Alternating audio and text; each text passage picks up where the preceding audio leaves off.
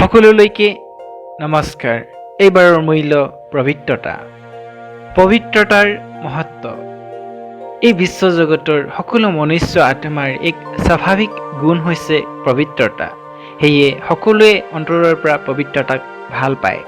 ই মনুষ্য আত্মাৰ মুখ্য সপ্তগুণৰ ভিতৰত এটা গুণ। আনকেইটা গুণ হৈছে জ্ঞান, শান্তি, প্ৰেম, খুচি, শক্তি আৰু আনন্দ।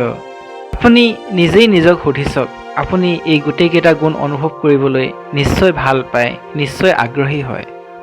ইয়াৰ মূল কাৰণ হৈছে এয়া আমাৰ আত্মাৰ বাস্তৱিক প্ৰকৃতি, এয়া আমাৰ আধ্যাত্মিক স্বধৰ্ম।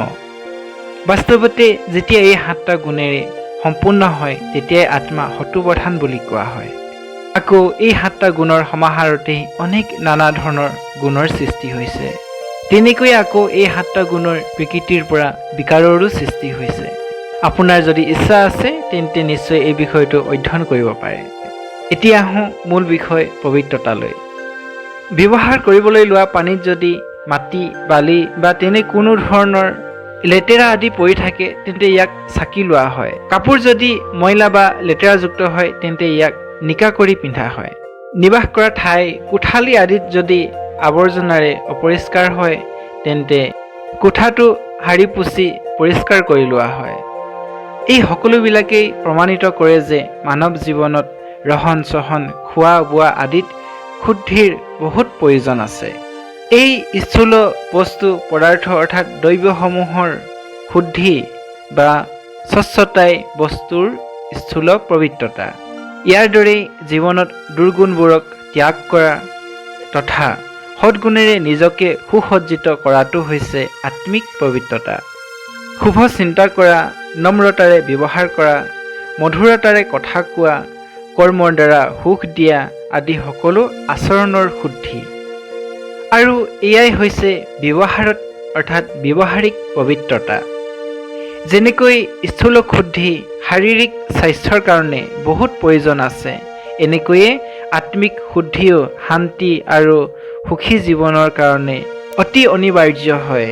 কিয়নো পবিত্ৰতাই সুখ শান্তিৰ জননী অৰ্থাৎ মাতৃ।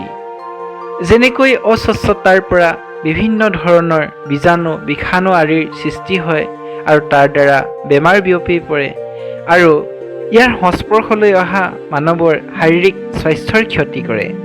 এনেকৈয়ে মনত নাকাৰাত্মক বিচাৰ থাকিলে কাম, ক্ৰোধ, ঈৰ্ষা, লোভ আদি বিকাৰৰ জন্ম হয়। এই বিকাৰসমূহেই মানৱৰ আচৰণক অধোগামী বা নিম্ন খাপৰ কৰি দিয়ে আৰু লগতে গুণ নষ্ট কৰে। আৰু ইয়াৰ পৰাই জীৱনত হয় পতন। পতনেই বাস্তৱতে দুখৰ মূল কাৰণ, যাৰ দ্বাৰা জীৱনত দুখ কষ্টৰ ধুমুহাৰ ঢৌ আহে। বাস্তৱতে গুণৰ আচৰণৰ দ্বাৰাই উত্থানৰ সম্ভৱ আৰু চৰিত্ৰ নিৰ্মাণো, যাৰ দ্বাৰাই মানৱে সুখী হয় অৰ্থাৎ পবিত্ৰতাই সুখময় জীৱনৰ ভেটিস্বৰূপ। বাস্তৱিকতে পবিত্ৰতা এক মহান শক্তি, যি ব্যক্তিক অনেক প্ৰকাৰৰ শক্তিৰে শক্তিশালী কৰি তোলে আৰু লগতে সদ্গুণসমূহক ধাৰণ কৰাটো বিশেষ ভূমিকা আগবঢ়ায়। এই মহাশক্তিয়েই দুৰ্গুণসমূহৰ ওপৰত সহজে বিজয় কৰায়। আৰু এয়াই হয় মানৱ জীৱনৰ প্ৰকৃত সৌন্দৰ্য সজ্জা বা শৃংগাৰ। এই মহামূল্যৰ বলতেই বাস্তৱতে মানৱে মূল্যৱান হয় আৰু মহামানৱ সিদ্ধ হয়।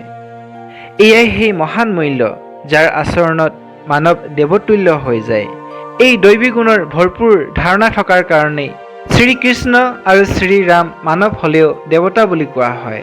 পবিত্ৰতা বাস্তৱতে সৎ অৰ্থাৎ প্ৰকৃত ধৰ্মৰ আধাৰ আৰু দৈবী সংস্কৃতিৰ মূল ভেটিস্বৰূপ বা ফাউণ্ডেশ্যন হয়।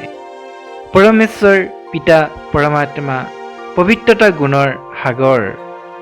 তেওঁৰ স্নেহময় পবিত্ৰ স্মৃতি আৰু আধ্যাত্মিক জ্ঞানৰ আধাৰত ব্যক্তিয়ে অন্তৰাত্মাত সম্পূৰ্ণ পবিত্ৰতাৰ অনুভৱ কৰিব পাৰে তথা জীৱনতো সহজতে এই গুণক ধাৰণ কৰিব পাৰে।